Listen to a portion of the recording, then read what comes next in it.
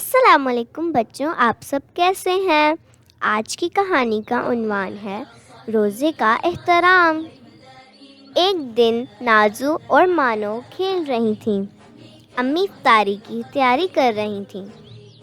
امی، کتنی دیر ہے؟ مجھے روزہ لگ رہا ہے۔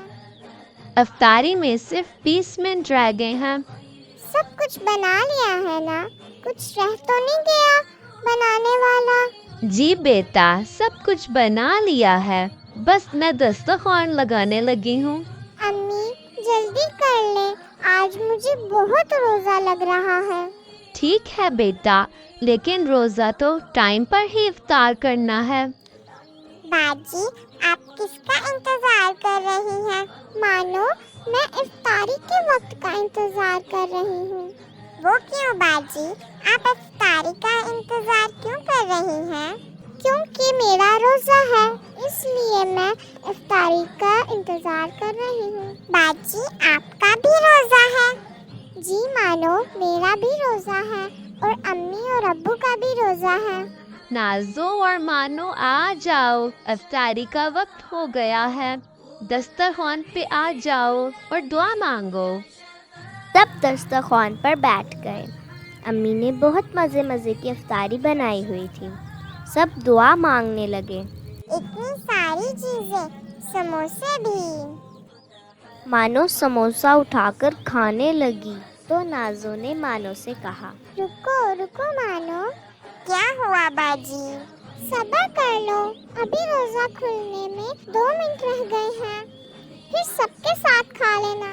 لیکن باجی، میرا تو روزہ نہیں ہے، میں تو کھا سکتی ہوں۔ جی میری بہن، آپ کھا سکتی ہو، لیکن دیکھیں ابھی روزہ کھلنے میں 2 منٹ رہ گئے ہیں۔ اگر آپ بھی روزہ افطار کرنے تک کا انتظار کرو گی اور ہمارے ساتھ روزہ افطار کرو گی تو آپ کو بھی روزہ رکھنے کا ثواب ملے گا۔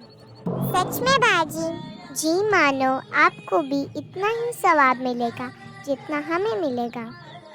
جی مانو، آپ کی نازو باجی ٹھیک کہہ رہی ہیں۔